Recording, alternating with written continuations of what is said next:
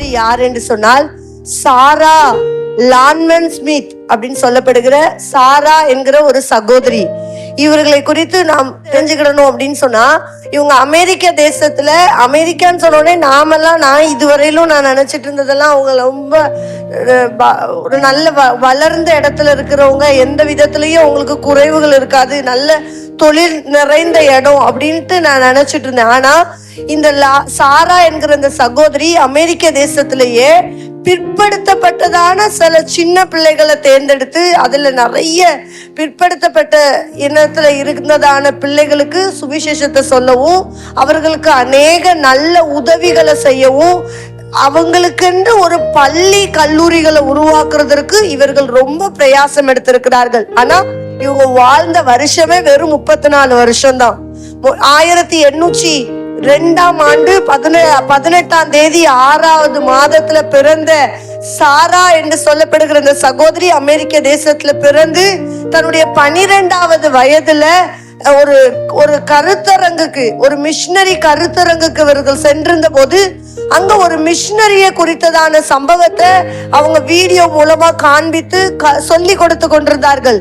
அந்த மிஷனரியுடைய வாழ்க்கை, அவங்க வாழ்ந்ததான அந்த மிஷனரியுடைய பேரை அவங்கள அதிகமா அவங்க ஞாபகம் வச்சுக்கிற விஷயம் என்னன்னா, வெறும் 18 நாள் ஊழியம் செய்த ஒரு மிஷனரி, 18 நாள் மட்டுமே ஆண்டவருக்காக தன்னுடைய ஜீவன் அவங்க வாழ்ந்த வருஷத்திலேயே அவங்க செஞ்ச ஊழியம் 18 நாள் தான். ஆனா அசைக்க முடியாத ஒரு பெரிய மாற்றத்தையும் ஒரு பெரிய எழுப்புதலையும் அந்த 18 நாள்ல ஒரு மிஷனரி ஊழியம் செய்திருக்கிறார். இதை அந்த கருத்தரங்களை கற்று கொண்டதுனால 12 வயதுல இருந்த சாரா என்ற சகோதரிக்கு தன் உள்ளத்துக்குள்ள ஒரு பெரிய மாற்றம் உண்டானது. இது எப்படி முடியும்? சின்ன வயசுல இந்த பிள்ளை இறந்துட்டாங்களே அப்படி மட்டும் பரிதாபப்பட்டுட்டு வந்துட்டு இருக்கிற காலத்துல இவ்வளோ நாள்ல இவ்வளோ பெரிய அற்புதத்தை செய்ய முடியுமா? அது எப்படி முடியும் அப்படின்னு சொல்லி அந்த சின்ன வயதிலேயே ஆண்டவர் அவர்களுக்குள்ள, அவருடைய இருதயத்துக்குள்ள தேவனுடைய மிஷனரி குறித்ததான ஒரு பெரிய பாரத்தை ஊட்டி வைத்தார்.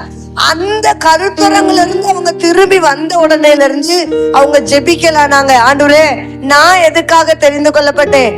என்ன எதுக்காக தாயின் கருவுல இருந்து தெரிந்து கொண்டீங்க?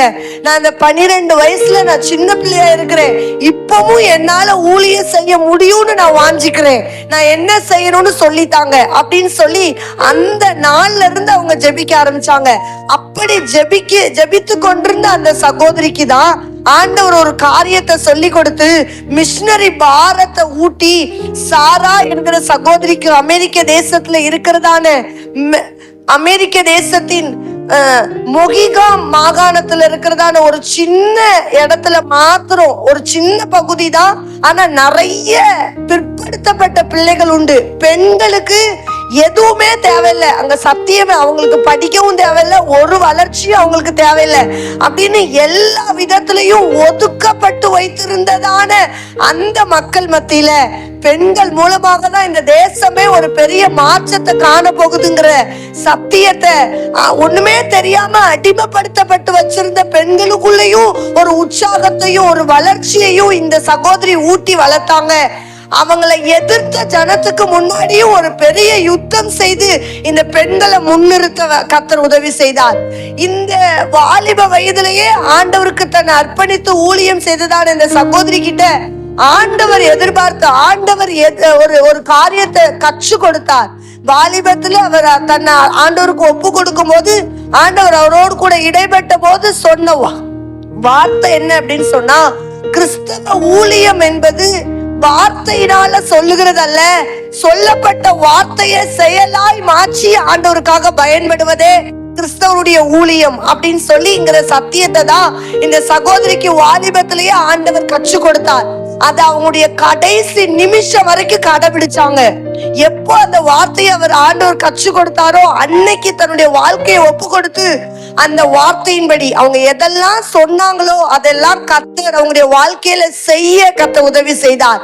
அப்படி செய்ததுனால பல பெண்களுடைய வாழ்க்கை முன்னேற்றம் அடையவும், பல சின்ன பிள்ளைகள் அதுலயும் யாருமே முன்னேற்றணும் அப்படின்னு சிந்தனை கொள்ளாத பிற்படுத்தப்பட்ட ஜன மக்களை இந்த ஒரு சகோதரி மாத்திரம் முன்னின்று சென்று, இல்ல நீங்களும் ஆண்டவருக்காக பயன்படணும், உங்களையும் ஆண்டவர் தேர்ந்தெடுத்திருக்கிறார், நீங்களும் ஆண்டவருக்காக ஏதாகிலும் செய்யணும் அப்படின்னு உற்சாகம் ஊட்டி சின்ன பிள்ளைகளுக்கு பள்ளி கல்லூரிகளை உருவாக்கி, அதுலயும் மொகைகான் குழந்தைகளுக்காக ஒரு ஞாயிறு பள்ளியை திறந்து, முதல்ல அவங்க செஞ்ச ஊழியம் ஒரு சண்டே ஸ்கூல் ஊழியத்துக்காகவே ஒரு பள்ளியை உருவாக்கி அதுல சண்டே ஸ்கூல் ஊழியத்தை செய்து கொண்டிருந்து அங்க வந்ததான பிள்ளைகளுக்கு படிக்கவும் கற்று கொடுத்தாங்க, நல்ல நெறிமுறைகளை ஒழுக்க நெறிகளையும் கற்று கொடுத்தாங்க.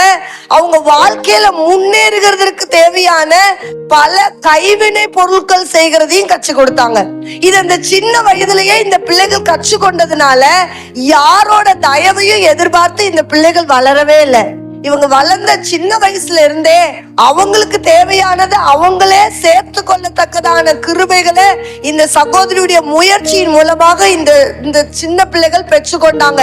இதுல வளர்ந்த அந்த பிள்ளைகளை பார்த்த உடனே அங்க இருக்கிற பெரிய முக்கியமான நபர்கள் எல்லாரும் எதிர்க்க ஆரம்பிச்சாங்க. அப்போ எதிர்க்கும் போது எப்படி இவங்களை ஊழிய செய்ய வைக்கிறது, இப்படி விட்டா இப்படியே இவங்களை விட்டா இந்த ஊர்ல பிற்படுத்தப்பட்ட ஜனம்னு ஒண்ணுமே இருக்காது, இவங்க நம்மளுக்கு மேல முன்னேறி வந்துருவாங்க அப்படிங்கிற பொறாமையினால அந்த எதிர்க்கிற ஜனக்கூட்டம் ஒரு சட்டம் பிறப்பித்தது. அந்த சட்டத்துல உருவாக்கப்பட்டது என்னது அப்படின்னு சொன்னா, யாரெல்லாம் இந்த இயக்கத்துல போய் இவங்க பள்ளிக்கூடத்துல சேர்றாங்களோ, இவங்க கல்லூரியில போய் சேர்றாங்களோ, அவங்க அரசாங்கத்துக்கு ஒரு நிர்ணயிக்கப்பட்ட வரி கட்டணும் அப்படின்னு சொல்லி. உடனே இது ரொம்ப கஷ்டப்பட்ட சூழ்நிலை, நாங்க எப்படி இதை செய்ய முடியும், நாங்க ரொம்ப கஷ்டப்பட்ட இடத்துல வாழ்ந்துகிட்டு இருக்கிறோம், இவ்வளோ பணத்தை மாதம் கட்டணும்னா எங்களால முடியாது அப்படின்னு இந்த பிள்ளைகள் பின்வாங்கிடுவாங்க. யாரும் கல்லூரிக்கோ இவங்க உருவாக்குகிற இந்த சாரா சகோதரி உருவாக்கப்பட்ட எந்த ஊழியத்திலையும் இவங்க ஈடுபட மாட்டாங்கன்னு இந்த தலைவர்கள் நினைச்சாங்க. ஆனா அவங்க எதை எதிர்பார்த்தாங்களோ, அவங்க எதை கட்ட சொல்லி கட்டாயப்படுத்துறாங்களோ அதற்கு மேல ஆண்டவரை சார்ந்திருந்த இந்த பிள்ளைகளுக்கு கர்த்தர் வருமானத்தை கொடுத்து ஒரு நாள் கூட குறையில்லாம இவங்க தான் சரியா அந்த வரியை கட்டிட்டு வந்தாங்களோ. உடனே இதை பார்த்த உடனே நம்ம என்ன சொன்னாலும் இந்த கூட்டம் தடுத்து நிறுத்தப்பட முடியலையே அப்படின்னு யோசிச்சு கொண்டிருந்த ஜனங்களுக்கு ஆண்டவர் பிரத்யட்சமா ஒரு காரியத்தை வெளிப்படுத்தி இருக்கிறார். ஆண்டவரை தேடுகிறவர்களுக்கு ஒரு நன்மையும் குறைவுபடாது. இந்த வார்த்தையை சொல்லி பிரத்யட்சமா வெளிப்படுத்தின உடனே இனிமே இவங்களை தடுக்க முடியாது, கொடுக்கறதெல்லாம் சொல்லி தடுக்க முடியாது, இவங்க நம்மளை விட உயர்ந்திருக்கிறாங்க அப்படின்னு சொல்லி பெரிதா இவர்களுக்கு உதவியா அந்த எதிர்த்த ஜனம் தான் மாறினதாம். அப்படி எதிர்த்த ஜனம் உதவியா மாறின உடனே சாராங்கிற சகோதரியோடைய கணவனுடைய குடும்பம் இதெல்லாம் இணைஞ்சு இந்த ஊழியத்தை அதிகமா செய்ய ஆரம்பிச்சாங்க. அதுல அநேகர் ஆண்டவருக்கு தன்னுடைய வாழ்க்கையை ஒப்பு கொடுத்து அநேக கிராமங்கள்ல மிஷினரிகள் ஆயத்தப்படுத்துகிறவர்களை கர்த்தர் எழுப்பி தந்தாராம். இப்படி அநேக ஊழியங்களை செய்ய தன்னார்வமா அவங்க செயல்படுறத பார்த்தோன்னே இந்த சகோதரிக்குள்ள ரொம்ப சந்தோஷத்தோடு இருக்கிற பலத்தை விட இன்னும் அதிகமா ஆண்டவர்ட்ட ஞானத்தை பெற்றுக்கொண்டு இந்த பிள்ளைகளுக்கு, இவங்க மூலமா வளர்க்கப்பட்ட பிள்ளைகளுக்கு ஆண்டவர் நிறைய காரியங்களை கற்றுக் கொடுக்க இவர்களுக்கே ஞானத்தை கொடுத்தார். அப்படி நல்லா வளர்ந்து வந்து கொண்டிருந்த நாட்கள்ல தான் இந்த சகோதரி கரெக்டா 34வது வயதுல இருந்த போது ஒரு பலவீனம் இவர்களை தாக்கினதுனால ஊழியத்தை தான் முக்கியம், இதெல்லாம் ஒரு பெரிய பலவீனம் இல்ல அப்படின்னு சொல்லிட்டு சரீரத்தை பலவீனத்தை அதை பொருட்படுத்தாம ஊழியத்தின் மேல இருந்த ஆர்வத்தினால ஊழியத்தை செய்து கொண்டு இது மேல கவனம் செலுத்தாம விட்டதுனால அந்த பலவீனம் அவங்கள மரணத்துக்கு நேரா கொண்டு போய் விட்டது. கொஞ்ச நாட்கள்ல அவங்க சரீரத்துல பெரிய பிரச்சனைகளை கண்டாங்க. சீக்கிரத்துல அவங்க மரித்து போனாங்க. 34 வயதுல அவங்க மரித்து போகும்போது ஆண்டுடைய சமூகத்துக்கு போகும்போது ரொம்ப வருத்தத்தோட, ஆண்டவரே நான் என் மேல நீங்க வச்சிருந்த தரிசனத்தையும் திட்டத்தையும் நிறைவேற்ற முடியாம இன்னும் முழுமையா நிறைவேற்றாம இப்படி என் ஜீவனை இப்படி சீக்கிரத்துல மறிக்கிறதுக்கு நேரா போகிறேன்னு சொன்ன போது அந்த கடைசி நிமிஷத்துல கூட ஆண்டவர் அவங்களுடைய உள்ளத்துக்குள்ள ஒரு நல்ல ஒரு சந்தோஷமான செயல்களை காண்பித்திருக்கிறார். அவர் கண்களுக்கு முன்பதாக ஒரு தரிசனத்தை காண்பித்து இவர்கள் யாரெல்லாம் வளர்த்தாங்களோ இந்த சகோதரி மூலமாக வளர்க்கப்பட்ட பிள்ளைகள் எல்லாம் இவர்களை விட பல மடங்கு உயர்ந்து ஆண்டவருக்காக ஊழியம் செய்கிறத தரிசனத்துல காண்பித்தாராம். ஓகே, நான் போனாலும் பரவாயில்ல, எனக்கு பின்னாடி ஒரு பெரிய கூட்டத்தை, ஒரு பெரிய சேனையை கர்த்தருக்காக ஏற்படுத்தி விட்ட திருப்தியோடு கடந்து செல்றேன்னு சொல்லி 1836ஆம் ஆண்டு இந்த சகோதரி தன்னுடைய ஜீவனை அந்த அறக்கட்டளையின் முன்பதாக, அந்த பிள்ளைகள் வளர்த்த அந்த பிள்ளைகளுக்கு முன்பதாகவே தன்னுடைய ஜீவனை விட்டார்கள்.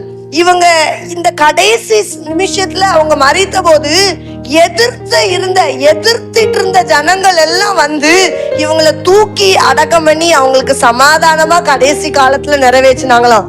இதுல இருந்து நாம என்ன தெரிஞ்சுக்கிறோம் அப்படின்னு சொன்னா, இந்த சகோதரி ஒரு சின்ன பொண்ணு மாதிரி தான் தெரிஞ்சாங்க. ஆனா 12 வயசுலயே இவங்களுக்குள்ள ஒரு ஆர்வம், ஒரு உணர்த்துதல் என்ன வந்தது, நான் இந்த சின்ன வயசுல ஆண்டவருக்காக என்ன செய்ய முடியும், என்னால ஒண்ணு முடியாது அப்படின்னு சிந்திக்க வேண்டிய இடத்துல இருந்ததான அந்த சகோதரிக்கு தான் ஒரு மிஷனரியுடைய வாழ்க்கை அவங்க மனதுக்குள்ள ஒரு தாக்கத்தை உண்டு பண்ணினது. இன்னைக்கு நாம அநேக காரியங்களை கற்றுக்கொள்கிறோம், கேட்கிறோம், அநேக மிஷனரிகளை குறித்து தெரிந்து கொள்கிறோம்.